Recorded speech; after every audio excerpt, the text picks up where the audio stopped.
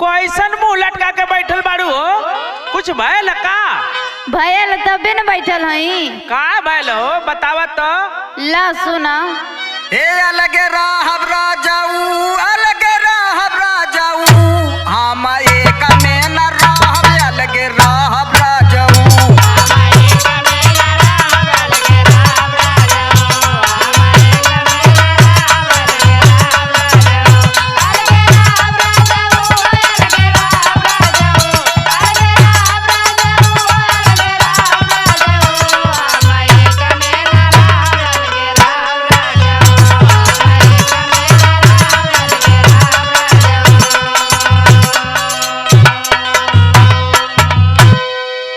अरे अलगे रहे वाली बात कैसे तोहरे दिमागे में आ गए?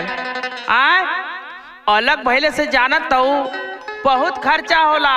अगर एक में रही ना आदमी ना तो सब कुछ अच्छा से हो जाए, बुझलो। सुना हमारे को बात। ससुई न नदिया जेठानी मार तनवा, आय हाय हाय हाय हाय, बड़ा बाउर लागे सैया हमके मेहनवा। ससुई न नदिया जेठानी मारे तनवा, बड़ा बाउर लागे सैया हमके मेहनवा। सुन के हुओ के बोली नाही साहब राजाऊ, सुन के हुओ के बोली नाही साहब राजाऊ, हम एक में न रहब, अलगे रहब राजाऊ।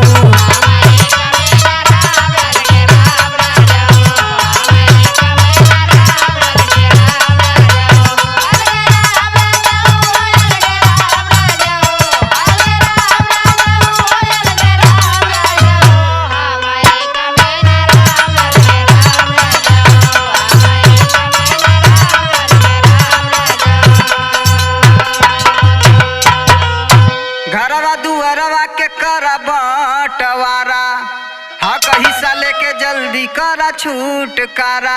आय हाय हाय हाय हाय, घरवा दुआर के करावा बंटवारा, हक हिस्सा लेके जल्दी करा छूटकारा।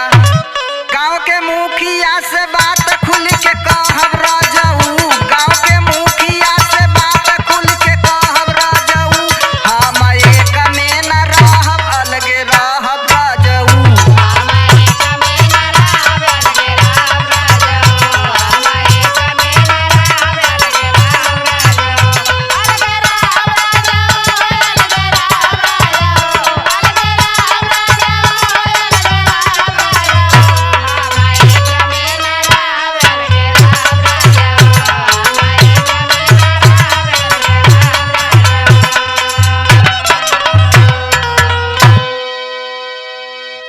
कमल देव चमकीला बीज करी है फैसला, ब्रह्मानंद धर्मवीर बढ़ई है हौसला।